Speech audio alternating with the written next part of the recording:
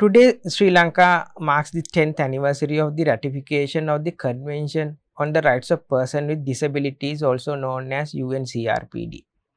However, it is unfortunate to note that although Sri Lanka ratified the convention 10 years ago, the country has failed to have the necessary local legislation to implement the convention. This means that the country is neglecting social, economic, and political rights of the disabled community. Further, the present government is also failing to bring the needed legislation to implement this important convention for the people of the country. Sri Lanka campaign to ban landmines has been advocating to the government of Sri Lanka on the ratification of this convention. In 2015, the convention treaty text was translated into Sinhala and Tamil, published as Why Sri Lanka Should Ratify the UNCRPD, and widely disseminated to all stakeholders.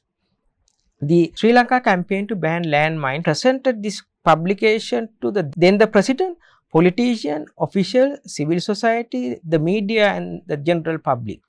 Today, we urgently request from the President and the government to bring the relevant legislation to implement the convention in the country this year without any further delay, as we do not see any opposing factors which may prevent the passing of the relevant legislation through the parliament. We anticipate that our sincere call will be action at the earliest 2026. Thank you.